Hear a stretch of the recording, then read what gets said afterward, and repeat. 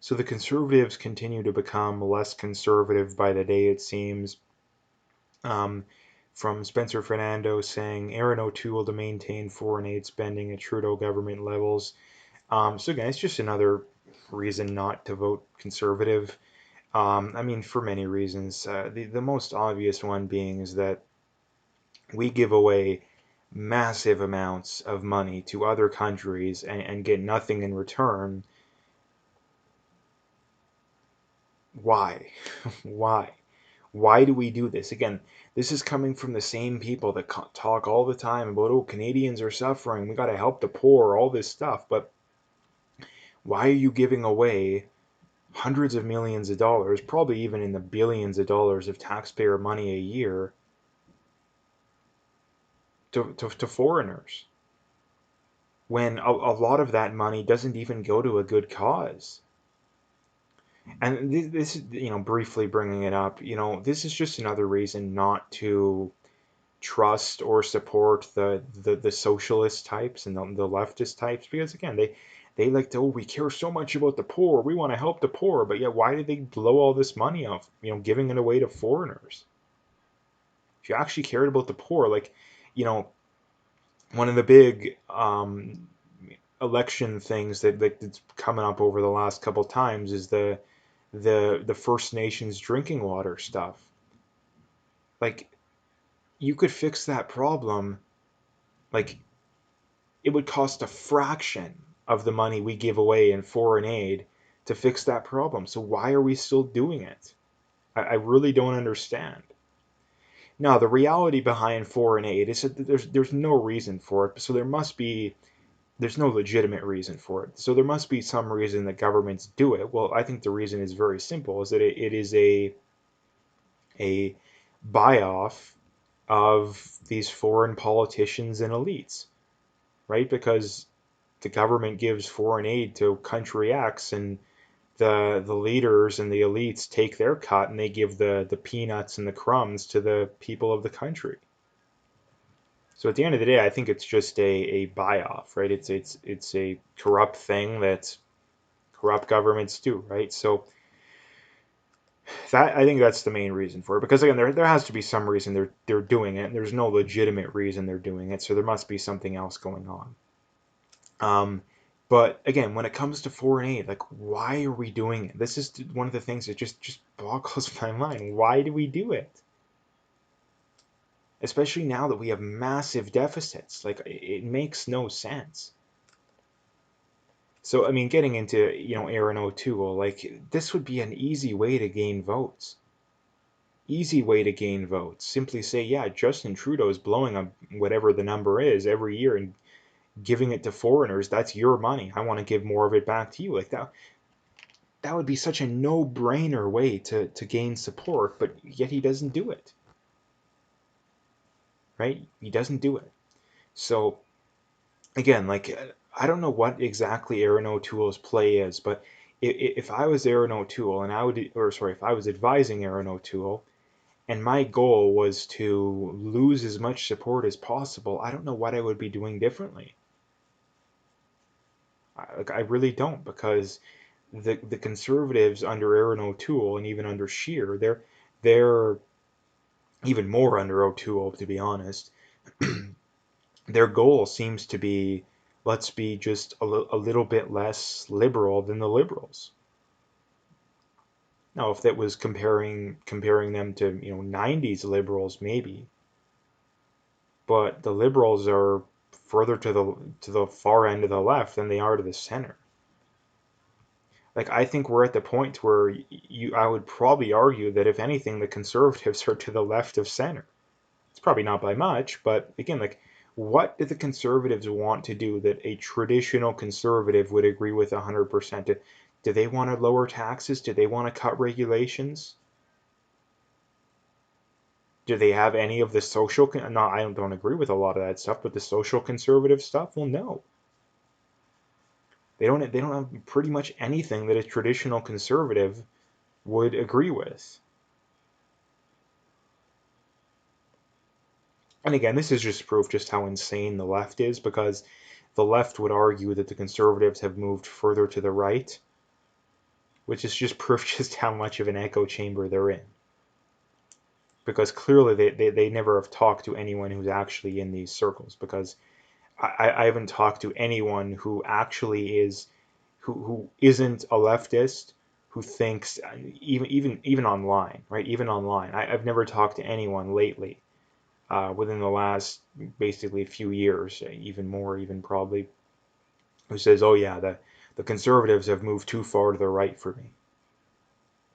Like, I know multiple people personally that don't vote for them anymore because, I mean, me being one of them, that's at least three, and those are just the ones that are willing to admit it, right?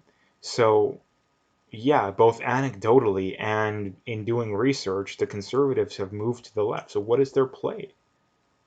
We already have a far left party in the NDP. We have a slightly less far left party in the Liberals, and now we have a center left party. Like, do they think that like 99% of the population is on the left?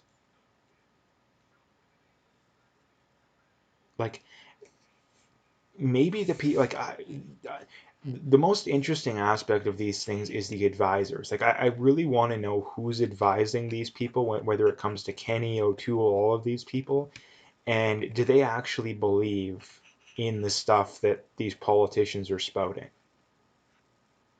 Because if they do, these people should be fired and never get a job in politics ever again. Because again, like, this should be the first thing the first thing you should be able to figure out when it comes to politics is that if you are a conservative politician, there's nothing you can do. There is, like I said, I'm going to emphasize that there is nothing you can do to please most of these left wingers. There is nothing. So why would you try? Like, the conservatives have consistently lost support over the last 5 to 10 years. Why is that? Well, one of the big reasons is that they've consistently moved further to the left.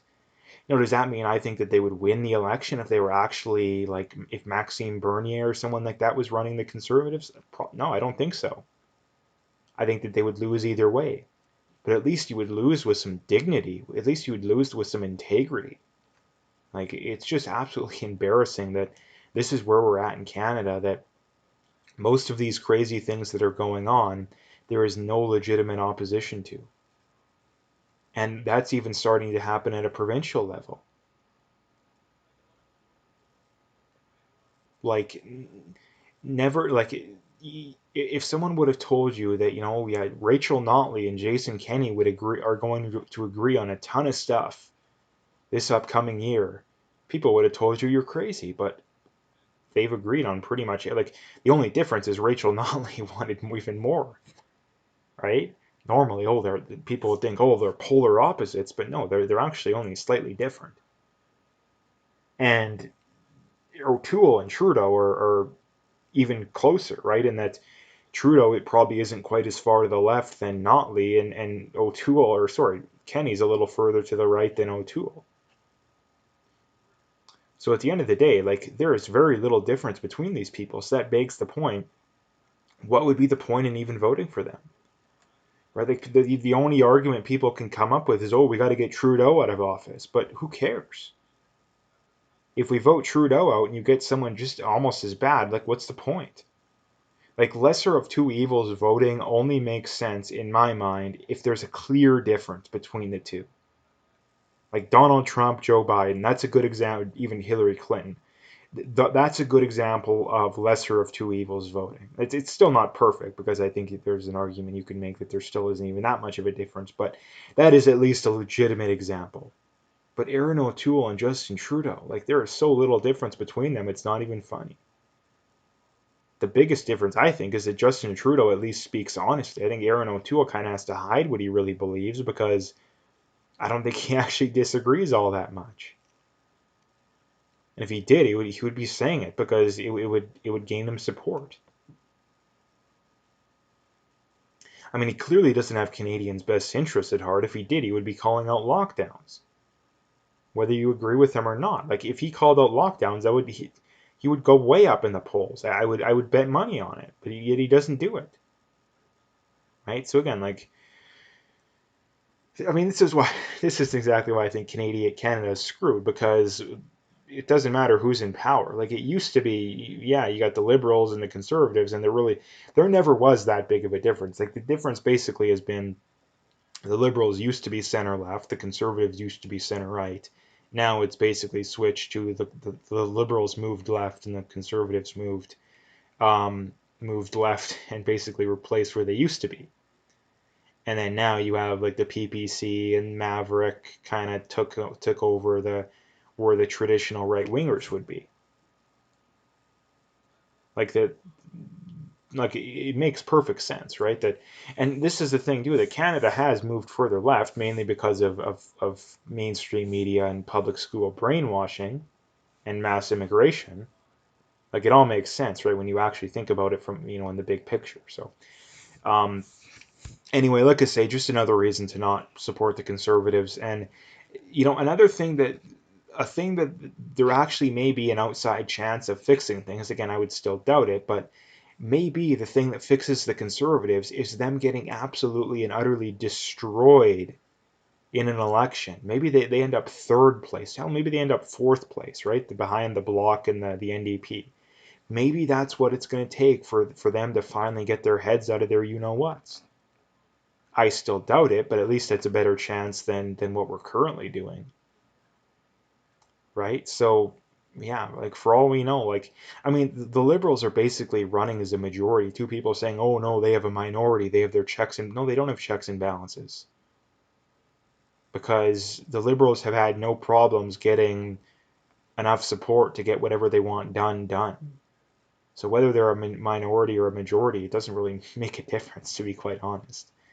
Um, So anyway, that's what I wanted to bring up today. If you liked the video, make sure you hit that like and subscribe if you haven't already. Make sure you check out those links below. Follow me on those other platforms. If you want to donate, you can do that as well. I would very much appreciate whatever support I can get. But like I said, check out those links and stay tuned for more.